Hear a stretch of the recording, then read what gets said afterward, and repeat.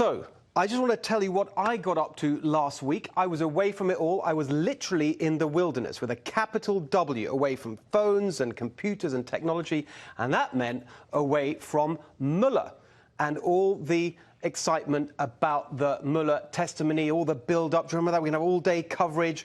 And I was wondering what, as I was climbing the beautiful mountains in the Sierra Nevada, vaguely in the back of my mind, what's going to happen?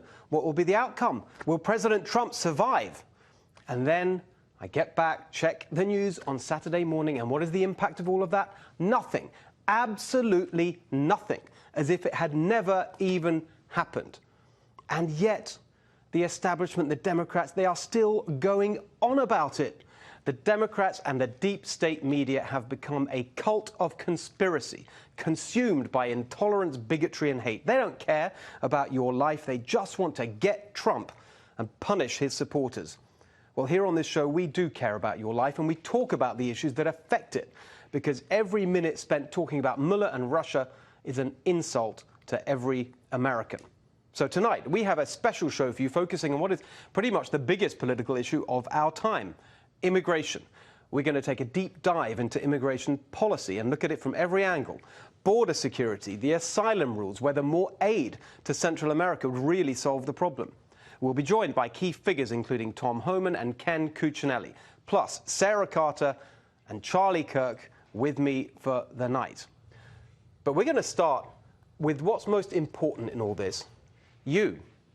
Where do the American people stand on immigration? What do you want done? If you listen to the Democrats and the establishment media, President Trump's stand on immigration is out of touch with the American people. Instead, he is, and how many times have you heard this, just pandering to his base. Here's a taste of the establishment view. I have not seen the president be serious about dealing with immigration. He's used the issue.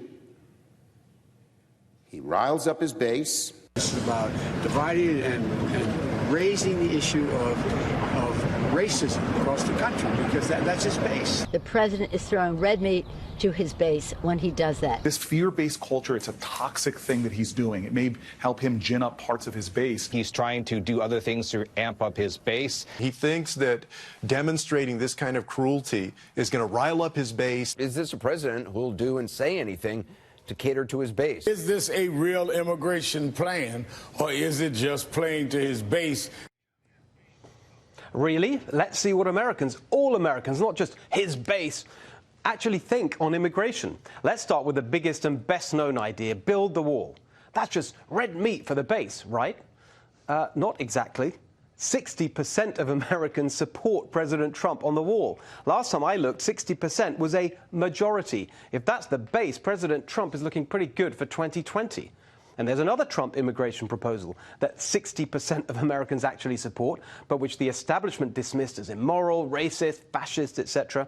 And that is putting a citizenship question on the census. Yes, 60% agree with that idea, even if, as the poll question put it, fewer people might fill out the questionnaire. On to asylum claims. When the president says there's widespread abuse of the asylum rules, that many who claim asylum aren't really fleeing persecution, the Democrats and the establishment media scream, that's racist, he's just riling up his base. Is he? Well, more people agree with President Trump on this one too, so who's racist now? The Democrats also love blaming the president for the chaos at the border and a manufactured crisis. He says it's Congress's fault for not fixing the stupid immigration laws. Where are the American people on this one? Well, it's close, but more people blame the Democrats in Congress than President Trump. So here's an idea, Nancy Pelosi. Why don't you get off your high horse, stop the sanctimonious lectures, and actually help solve the problem by passing common sense immigration reform? OK, now let's look at who's really pandering to their base instead of reflecting the mainstream view. Remember this in the first Democratic presidential debate? Raise your hand if your government plan would provide coverage for undocumented immigrants.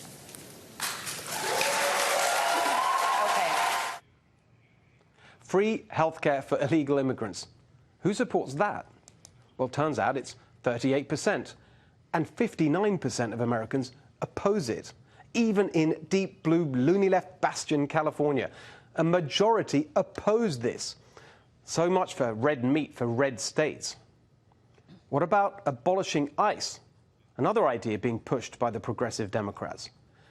Just 25% of Americans agree, and the majority disagree. In fact, 51% of Americans supported the recent ICE raids, while 35% opposed them. Okay, then let's look at open borders. Many commentators, including on the left and the never Trump right, have said that the Democrats, although they reject the label, are now effectively for open borders if you look at the practical impact of their policies. So when President Trump slams the Democrats for being for open borders, is he just riling up his base? Well, no, it turns out he's speaking for America. Here are the numbers. All right, deportations then. The Democrats and the establishment media were totally up in arms over deportations the other week. It's immoral, it's evil. Americans don't want people deported. It's not who we are. Really? Let's check the facts. A quarter of Americans want all illegal immigrants deported, regardless of whether they've committed another crime as well. And 45% want illegal immigrants who have committed another serious crime to be deported. And look how many support the no deportations position. 1%. Literally 1%. Yes, we can confirm that when it comes to immigration, the Democrats really are the party of the 1%.